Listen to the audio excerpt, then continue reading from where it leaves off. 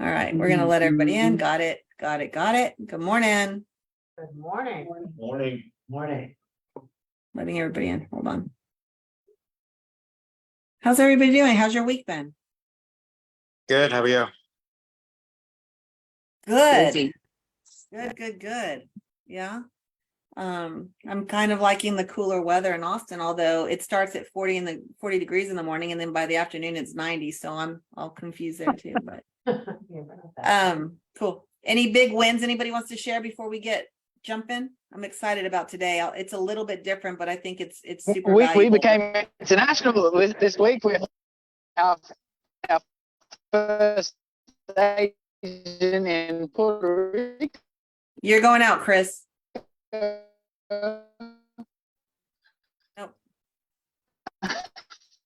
Nope, don't hear you, babe. What? Did anybody hear that, or was that just me? No, I didn't hear it. All right. No. All right, well, just smile and clap, Chris. I don't know what you said. Awesome. All right, cool. Anybody else want to share before we get started? I had a buyer who called me, my plumber, and said, I want to buy this $600,000 house. So he found it and we'll be closing the end of the month. That was Nice. exciting. I have mostly Congrats. listings right now. Yep, that was fun. Correct. I had something interesting happen yesterday, and I have another agent I'm helping with on this transaction. It's for a buyer, and the listing just went live, and it's about 300,000 overpriced. And so our clients were saying, okay, we'll do this number. I was like, no, I'm confident in our number. I'm confident in the comps. Mhm. And the listing agent was pushing back and just putting pressure on us. And I told our clients, and I told the other agent, no is a full sentence. And so we dug our heels in, and we actually got it for a well, I don't want to say a steal, but we got it for what the comps show and the numbers that are better for our clients. And the other agent was like, man, I need to learn from you guys on how you guys negotiate, because this went really, really well. So our market's a little crazy, but even though things are overpriced and there's interest, it doesn't mean that you have to accept those prices. And so having that confidence, the other agent I was helping with didn't have the confidence. And so we got it for, what it should be, but it was kind of nice. And they came back and asked us if we would, they said, okay, well, we'll agree to this price, but I have to cut my commission 0.5%, and then you guys do too. And I was like, nope. So it's kind of, just be confident and just know that you guys, what your worth is, and deals are still happening. So we got that under contract for them, which felt good. Oh, but do you mind if I? Go ahead, Jeff. Yeah, I actually just got another one under contract, also overpriced. We offered 50 grand less than asking and closing fees, and we didn't think we were going to get it. And then they come back and they basically only went up 5 off of that. Auto insurance. That's awesome. Well, it was funny because our client said, okay, we'll go up 25,000. Buy the 18. And yeah, you do what your client wants you to do. But again, I knew that our numbers were solid. And so I didn't go back and tell them 25,000 higher. I said, no, we're stuck. We're digging our heels in here. This is what the numbers, and here's our counter, and here's what we're willing to do. Knowing I had that to fall back on. But then when we went back to our clients and said, hey, congratulations, you got it. And they said, oh, awesome, for this price. I go, actually, no, 25,000 less. We look like heroes. So it'll give us some wiggle room in the inspection. So anyway, lots of stuff going on. I know we're hearing that the market's slow and things, but things are still building and things are still happening, and staying in contact with your people, and loving on, just being a resource for those that you already know, and not calling people and saying how, do you know anybody looking to buy, sell, or invest, but more like, how can I best serve you? Do you need a vendor? How can I help you? Hi, how are you? It's simple. It's just relationships. So speaking of relationships, I'm super excited. Jill Liebernight, we don't see her too much because she's moving and shaking and doing all sorts of cool stuff. But Jill is in the Austin market, and she's on the board of directors for the Austin Board of Realtors. And what's interesting with Jill's position, Jill's been with us at EXP. I mean, she's a dear friend. She was at KW with me early on, and then she's been at EXP at the beginning with all of us. But Jill is a huge top producer. She's an icon, but she's very in tune with what's going on with NAR and the commission disputes and a lot of things from the board level. And so I know there's been so much confusion lately, and people are calling and asking me questions, and we're seeing media and we're seeing conflicting information. And so Jill is going to come in, and I'm going to give her the floor. And Jill, I know you're under NDAs on some things, but I would love for you to just take the meeting and run with it and give an overview and leave some time for some questions, because I'm sure there's going to be a lot of things that come up from what you're able to share with us. So thanks for being here. Good morning. Gosh, I love seeing all these faces. Natasha and Keith. I feel like I'm on a children's show. Paula and Keith. I see Paula and Keith. But can you guys just type in the chat field like what state you're in? Just so I have a sense of, I mean, are we mostly in Texas here? Are we all over the place? Florida, We're all Texas. over the place. Okay. Texas, Florida, Georgia. You've got Wonderful. Awesome. I thought I I saw an Aggie Land thing. Oh yes, Michelle. Michelle's got Aggie Land, Texas on her Zoom name. Tennessee. Okay. North Carolina, Georgia. Awesome. Great. This is all. Jill, Chris Reed is in Spain and Tomas is Brazil. Oh, interesting. So we have an international person on the call? We have a couple. Yep. Oh, that's great. Okay, so what we're going to talk about today is national information and topics.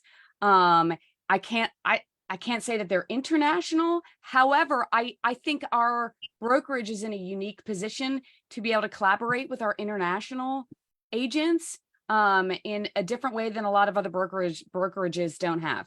But we're going to establish some rules in this call. Rule number one, and is that we don't talk about brokerages here. We are not talking about any of our brokerages. We're not talking commissions at all. We're not talking specifics. Rule number two, or, statement number two, groundwork, is that I'm not an attorney. I'm not an expert in this. I serve as a director at the Austin Board of Realtors. Thank you, Elizabeth. I just serve as a director at the Austin Board of Realtors. I'm in, local leadership that gives me opportunities to be at conferences and events where I'm raising my understanding of things. And so you're free and welcome to ask questions, and we can have some discussions, but by no means do I want anyone to feel like I'm the experts in all of these legal lawsuits that are occurring right now. Okay, type in, and you can raise your hand, you don't have to type in stuff, type in the chat field, but who is aware of the lawsuits, the national lawsuits, and some of them are state? How many of you are aware of lawsuits that are occurring in our industry right now? Okay, Audrey is. Natasha, great. Jeffrey, awesome. All right, so Marcus, awesome. Okay, it seems like, everyone is aware. Thanks, Belle. And let me know if I'm mispronouncing your name. So most people are aware that it's happening. So this week is an important week because one of the state trials began, the trial began. So is anyone following the news? Is anyone tuning in to Inman or any other? I'd be interested to know specifically where you're getting your news. Are you, is it through EXP? Is it online? Is it Inman? Because this week the Sitzer Burnett trial started, and that one's in day. What are we at? Friday. We're at the end of the first week of this. Bill, can you give an overview for those that aren't following what the lawsuit's about? Yeah. Okay. The Sitzer Burnett lawsuit is a antitrust commission sharing lawsuit. Okay. Now I want to say I have been getting a lot of education on this, and even I am struggling to, eloquently describe what is going on in these lawsuits. So the reason why I was talking about where you're getting your news is because I think there are some news outlets that are really, really good at very succinctly describing what these lawsuits are. So Christy put Real Trends, EXP, Inman, Jeffrey. I want to encourage you guys to consider a new-ish news source, industry news source that is run. Well, it's run by T360, but our previous CMO, Mitch Robinson, is the president of realestatenews.com. And right now they are, in my opinion and many people's opinions, providing the most unbiased, like splashy TMZ-ish, very succinct news capturing day by day of the trial. And Kay or Elizabeth, can you just type into the chat field while I'm talking? realestatenews.com. It's Mitch Robinson used to be our chief marketing officer at EXP. Yep, great, perfect. I would really encourage you to plug in there and visit that daily right now. So we have our industry is the way in which we share our commissions and the way in which we get paid is being challenged right now. And the Sitzer Burnett trial is a class action lawsuit that encompasses 5 years, 2016 to 2023.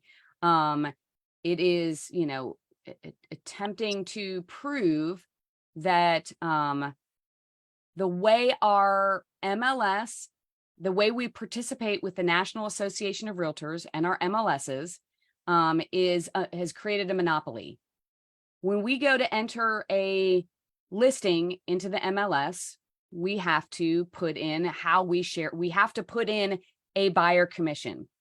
And they are claiming that because we have to put a commission, and because we have an ability to search, when we're representing our buyers, search for properties to show our buyers based on commission, and because sellers have to list a commission, that our commission that the sales price is inflated. And that's an unfair advantage that the National Association of Realtors and our requirement to participate has created an unfair advantage for us, our industry, that places a burden on not just the seller, but the buyer.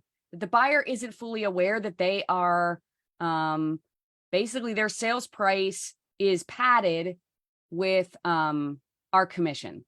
Now, please, I feel a little nervous sort of, teaching and sharing this stuff. Again, I'm going to remind folks that I'm not an attorney, so I'm just an agent that is further, attempting to understand what is occurring in our industry. And I want to encourage you guys to do the same, because in my opinion, we have not seen this level of attack on our industry since 1995. Does anyone know what happened in 1995? I'm sorry, I'm an ex-school teacher. So was anyone here in real estate prior to 1995? Anyone? Bueller? So are most of us, we've been in the industry since 1995. So those of us who've been, like Elizabeth and I have been doing this almost 19 years. And when we first got into the industry, we heard a lot of chit chat about buyer agency. So in 1995, buyer agency emerged. Prior to 1995, this listing agent, there was sub agency, like we fill out our contracts, our listing contracts, and we hear about buyer sub agency. Well, prior to 1995, there wasn't this structure that we have lived with for decades.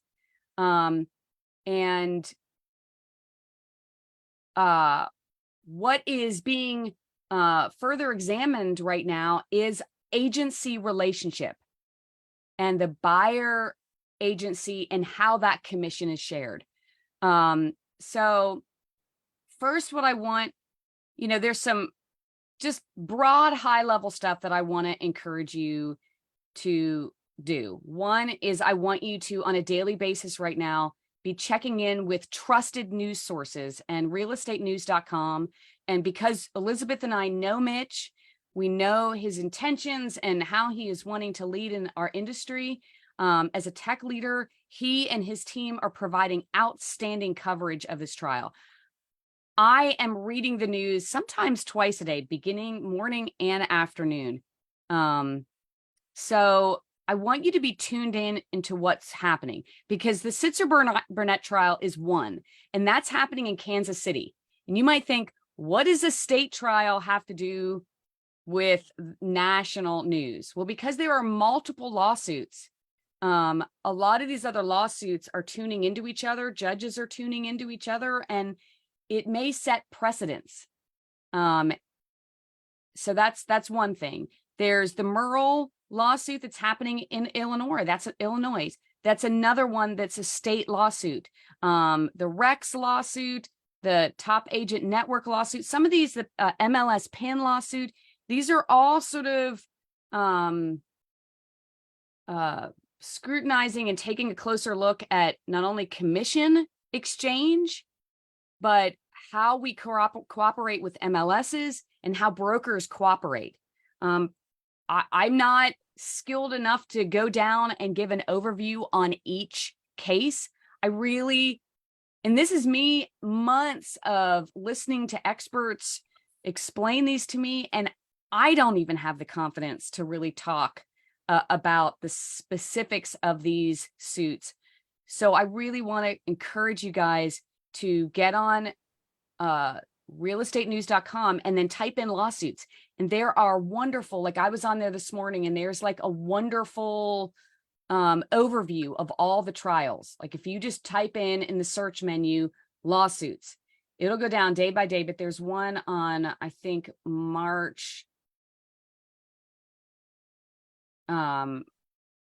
June 30th and March 29th. Like it goes back to March 29th, that there are just great overview. And I want you to have overviews from experts, not me. I'm just here to kind of knock on your door, remind you to tune in, because what industry experts and those that are closely following these trials are saying is that this could change how agency is structured. This could change how we get paid. And as a class action lawsuit, not all of them are class action lawsuits, but as a class action lawsuits, these are antitrust, the Sherman Act. If there is a loss, our errors and omission insurance at EXP, at any broker, most brokerages don't cover errors and omission. So let's storyboard this out. If you've had a listing in the past 5 years and this starts trickling out, there's a loss. And in Missouri, in Kansas City, we have, sellers, that sold their home 5 years ago, getting postcards in the mail. Did you know that you might be due commission from a sale that you had 5 years ago? That type of narrative could start trickling out, and we could be pulled into our clients asking us what's going on, and other states might be pulled in, and other clients might have an ability to sue for losses that they could have access to through an out-of-state class action lawsuit. I'm not saying that that's going to play out in January or next month, but we know that our consumers right now, we've been talking a lot about the shift that has happened in our market, in the national and state and local level. Our market has shifted.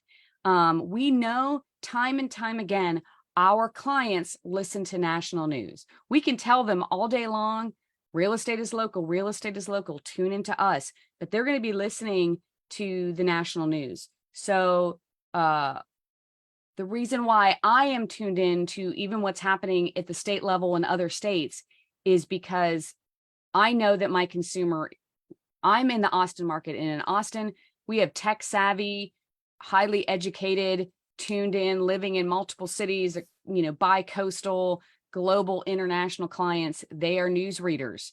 And I want to be prepared for when they ask me about these lawsuits and how they play out. So a couple of weeks ago, last month, ABOR, the Austin Board of Realtors, had a broker forum where it provided some risk management recommendations and resources for Austin area brokers, Central Texas brokers. I shared, our broker was not able to attend that, but I shared that broker toolkit with our EXP agents. And then I visited with them in our broker stateroom. And I would encourage, for anyone that wants to further geek out on this, go into your stateroom and ask the brokers, how are you guys talking about this? What are you doing to prepare for the potential possible, decisions from these lawsuits? And I will say in Texas, I know that our brokers are having weekly meetings about this. I've heard that there was some discussion at EXPCon. I wasn't able to attend EXPCon this year, but I heard that there was some discussion about this playing out. But we could be, the Sitzer Burnett trial is going, the Sitzer trial is going to be, finished probably at the end of this month, first week in November. It's a 3-week trial. So decisions are going to be made quickly. Are there going to be appeals? Certainly. But there are significant damages that are associated with this lawsuit. And there have been numerous brokerages that have been named in this lawsuit, and organizations. So it's not just brokerages, because the National Association of Realtors have been named in this lawsuit, and they all have their own attorneys. And if, for those of you who are tuned into these, the news media and any of the outlets that are sharing stories about this, several of, I think Remax, Anywhere, which used to be Realogy, they settled. So they've already agreed to a settlement so that they could be removed from any damages post-trial and not be held liable. So there is already some decisions that have been made in that trial in terms of the entities that have settled. Sorry, I'm just trying to collect my thoughts. And as I go, I know I'm doing a lot of ums, but there's like part of me, it's like, what should we be talking about? Because I want to make sure in our public forums that we're not talking about brokerages, we're not talking about commissions, so that our conversations can't be brought into any sort of trial or litigation. So, that's another thing to be mindful of as you guys have these weekly discussions and record them, to be really, really careful about talking about other brokerages, talking about commission sharing. If anyone gets hold of that, they could, all of a sudden, our teams, our tribes could be, pulled into lawsuits, because there's a lot of attention right now on these lawsuits. Okay, let me get myself. Yes, Jeffrey. I don't know exactly what our E&O covers. Jeffrey had some good questions. So what does our E&O cover? I don't know. I think something that I'd like to see us do as agents is take a little bit greater ownership in understanding like how we're protected. What position are we in? And Jeffrey goes on to say, if that's the case, you're talking billions of dollars. Yes.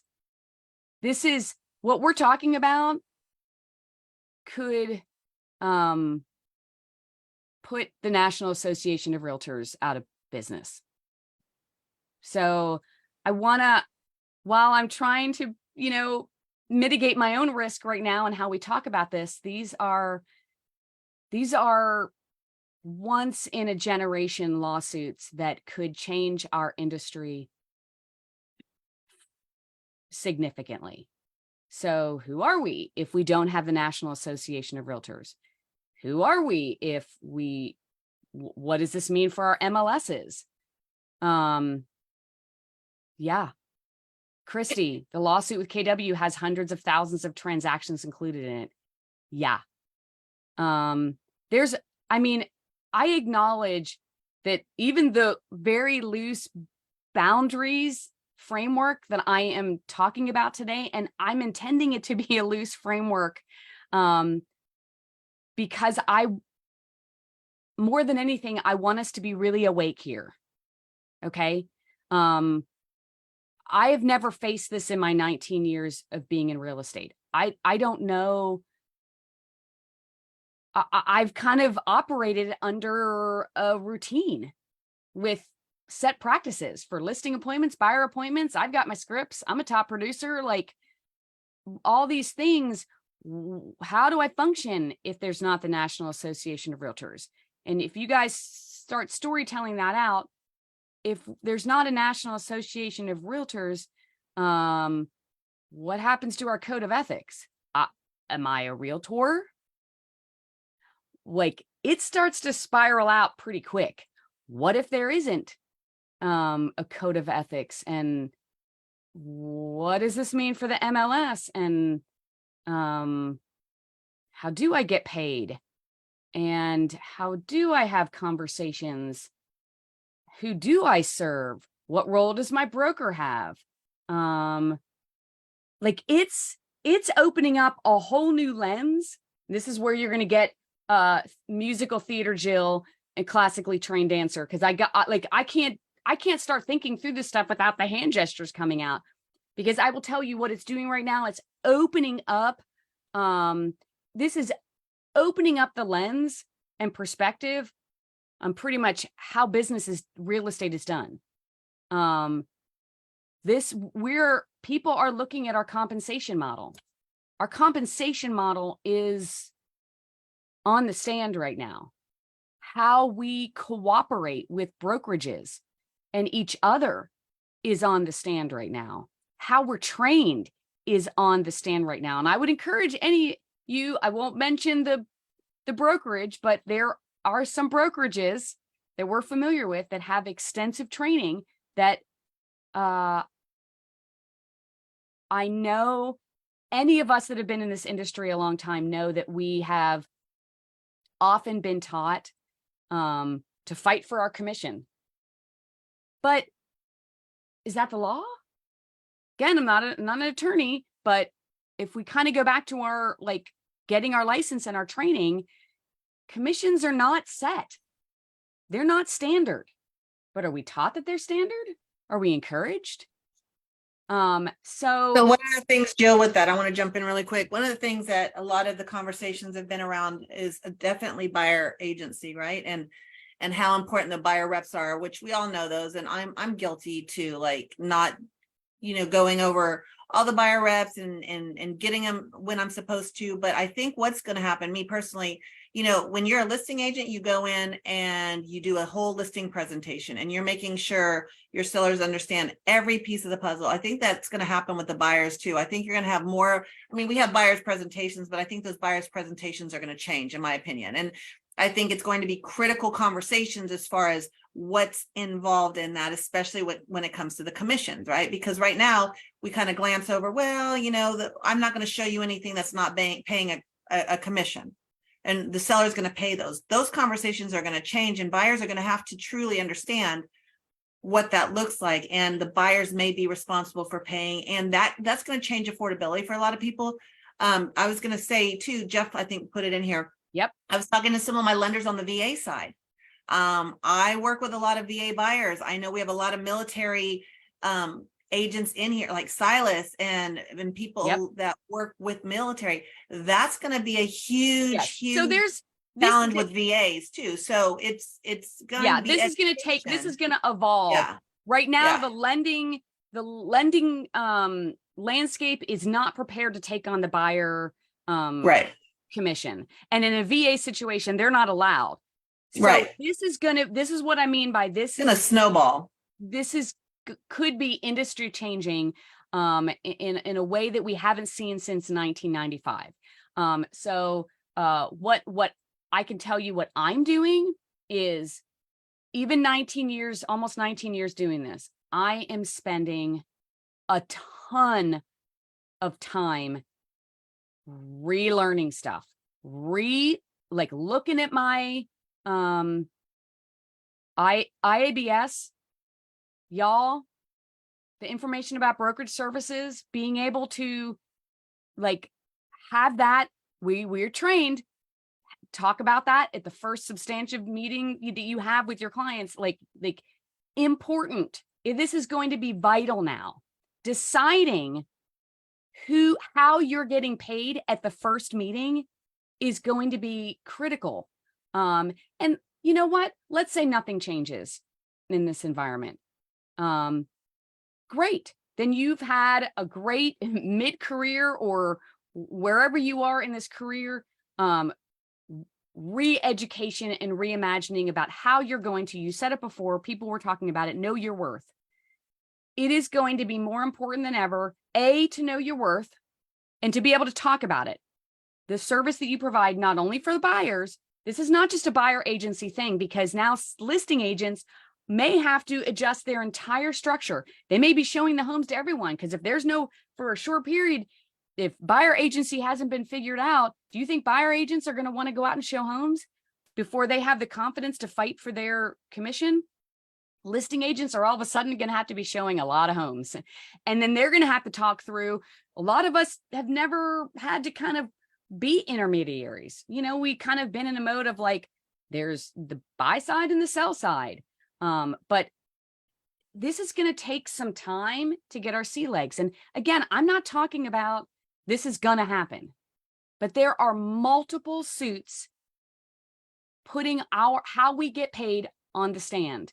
And I am already in the 6 months and the 8 months that I've served on the board, I have consistently been seeing national MLSs change rules.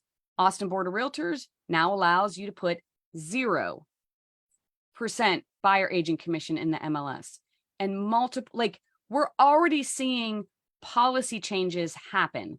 So I think brokerages and large real estate organizations have been spooked enough by these multiple antitrust lawsuits that could completely wipe them out. That they are Jill, going to make some institutional changes. I'm looking on this. I think I saw Brad Feynman on here somewhere. Brad's been in the industry a long, long time. Brad, do you mind piping in? I'd love to get your opinion on some of this. Are you on here? I am. Oh, there he is. Brad's my old team leader, y'all, from KW. He's been in the industry a very, very Oh, I long love time. it. The Young Spring Real. Yeah, I've been in since 1988.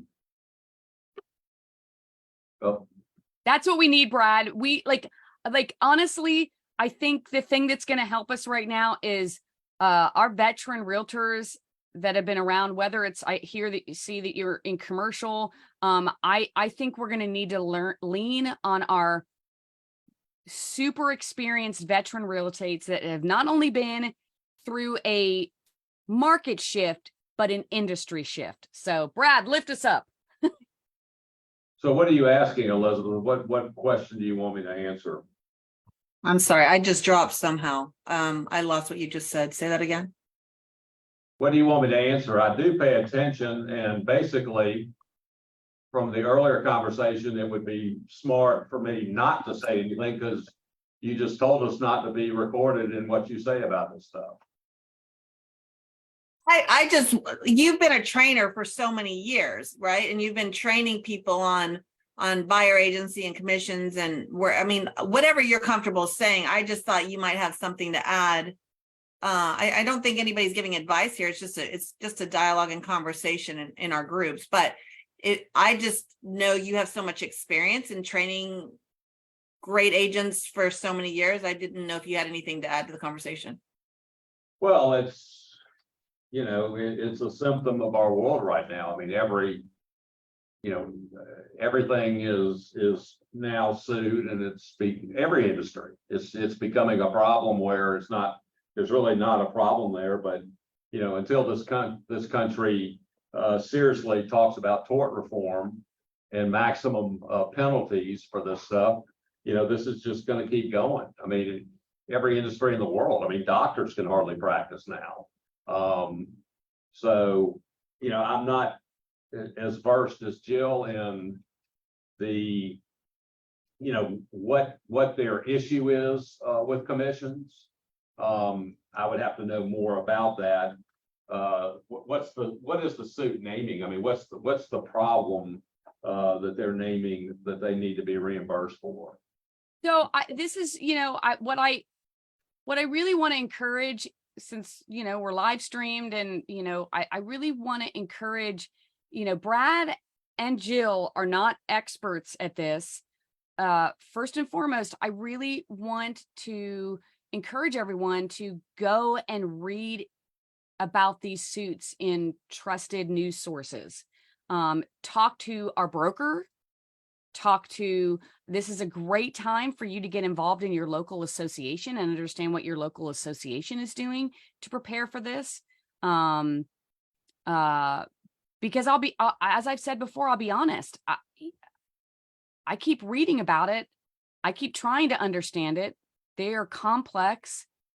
Each one of the suits are different. A couple of them are class action lawsuits. It is, you know, the Sitzer is how we share our commission and our agent compensation. It's an antitrust Sherman Act structured lawsuit, is my understanding in my reading. So it's and multiple organizations and entities are named in these suits, and damages are assigned, and they are large damages that go between 2016 to 2023. Is that helpful, Brad? I'm trying to give framework. Well, yes, but again, to make any intelligent comment, I need to know exactly what they're claiming. I mean, I know they're saying the commissions were improperly distributed, but what's the detail of that? Like, what are they claiming happened? And I'm not skilled to answer that question. And you know, NAR has great resources online that explains these suits and their stance, because they've been very specific about the stand that they're taking. And I think as members of the National Association of Realtors, NAR, we should know what our association is doing on our behalf, because our fees are going towards the defense. My understanding is that EXP has not been named in any of the suits. We have not. So I would go on the NAR website. They have great several articles talking about their stance and explaining them. The realestatenews.com has great, but if you were just to Google 2023 lawsuits, real estate industry, you know, as we all should be doing, looking at what the news source is. And I am not saying that Inman isn't a qualified news source, but I am saying Inman is not a qualified news source. Inman was purchased by Gawker Media, and Inman is more about clickbait now. So I will just say that I don't look at those kind of sources anymore, and you do need to pay attention to where your sources are coming from. But I think really the bottom line for all of this is I've talked to so many agents that literally have their head in the sand, and they had no idea there was any dispute or any lawsuit or anything right now. And I think really what Jill and Brad are saying, and all of us together, just we all come together to educate ourselves and making sure we know what's going on in our industry. And so it's more about awareness and to be paying attention. And like Jill said, something might not come out of it, but we all thought at the very beginning when these started, it was a rumble that, oh, nothing's going to go anywhere. And now all of a sudden you've got major companies and major lawsuits over this that is going to set precedents, and it is going to set the trajectory of what our industry does, and it's going to make our jobs harder, more difficult. And if we are well versed and we are confident as far as how we protect our agents or our clients, how we protect our commissions and what we're able to do within the law and our company, I think it's more about awareness. We don't have answers right now. Jill doesn't have the answers. Brad doesn't have the answers. Actually, nobody does, but these lawsuits are continuing to gain more momentum, and we just all need to be aware. And so that's the purpose of huddles too, is just to bring, make sure we're all the top that we can be. And that's why I think it's helpful to have this conversation, even though there's not as many specifics. And gather the questions. Brad, some of our veteran, super experienced agents like Brad, might be able to provide us with, deeper, more thoughtful questions to ask our brokerage, and our brokers about how can we mitigate risk right now? What can I be doing today to mitigate risk? Like you said, even at EXPCon, even Leah Pareja and Michael and those things, when the questions were asked, I mean, nobody knows, because it's still, the jury's still out, no pun intended, but like, even our leadership is staying abreast of it and keeping their pulse on, or their finger on the pulse, but they'll send that information out. We just need to plug in and show up and make sure we're aware, because being educated is going to give us the advantage, not only as a brokerage, but also in our communities with our clients. And know that there are experts out there, like the Austin Board of Realtors brings in, like for the broker forum, when they shared the broker toolkit, they had an expert in these suits come in to explain them. So we could, as a tribe, hire someone that's more, experienced, and able to do a presentation for our tribe. Or maybe let's ask EXP, might you be able to bring in an expert that can explain this to us and help us understand what we can do to mitigate risk? What can we be doing today? But Elizabeth's right. The only thing that I'm wanting to do is increase awareness, encourage you to tune in, and really take some time to look at your contracts, know how to explain your worth, your value, what you bring to the table for both buyers and sellers, how you get paid, how both sides get paid, what their rights are, and loosen up your perspective on how we do our work and be prepared.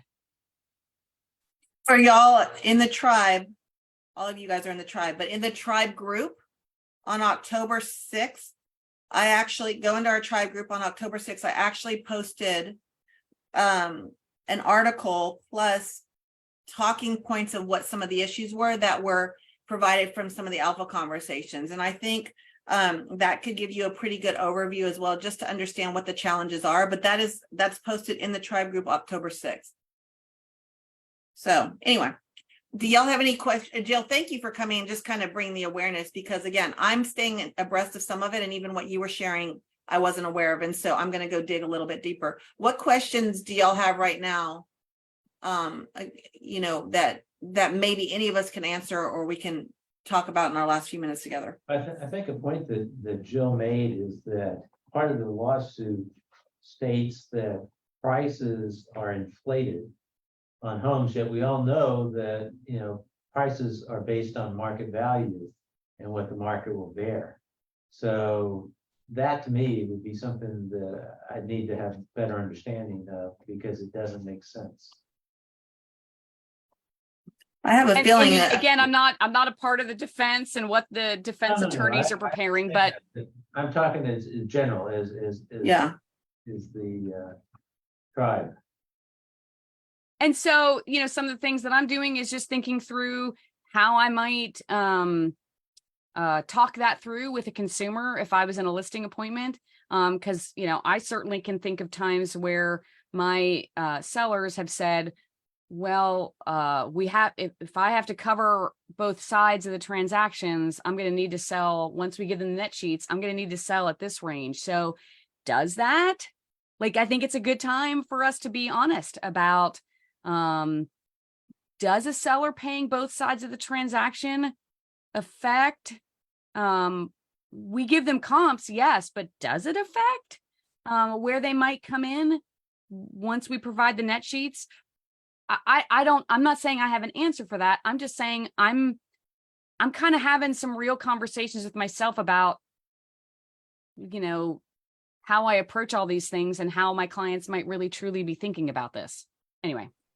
Well, I also think though, I mean, if you think of it from a listing standpoint, I mean, you're going to have a conversation with your seller. Look, you don't have to pay for this, but you're going to want more eyeballs on yours, and you're going to want everybody coming to your listing. And if you're not paying, if those aren't paying a commission, you're not going to have as many people, right? So I think sellers are it's so normal for that. And to your point, I mean, the prices are the prices, the buyers create the demand. That's just kind of fed in there. So I don't understand that argument either. But I think from a listing standpoint, I'll still have the conversation with them saying, well, these are your choices, but in your opinion, what's going to give you the most exposure to the most amount of people with the most amount of clients? And so, I mean, it'll be interesting to see what happens. And once we know that a little bit more, then we can talk about dialogues and conversations to have. But right now, I think it's just more awareness. And I put it back into our group and stuff, so you guys can go back and look at that too. And then if you have questions, put questions in the tribe group, because then we can all answer them there. So awesome. So no doom and gloom on this Friday, but just more of awareness. So you guys are amazing. Jill, thank you for being here. Brad, thank you for adding value. I'm glad to see you guys show up. We've got some cool stuff planned for the next few Fridays. So I've got to run. If we are good here, then we'll just end a few minutes early, and then we'll just get back to our day and have a great weekend. Does that sound good for everybody? Have a good one. Bye, guys.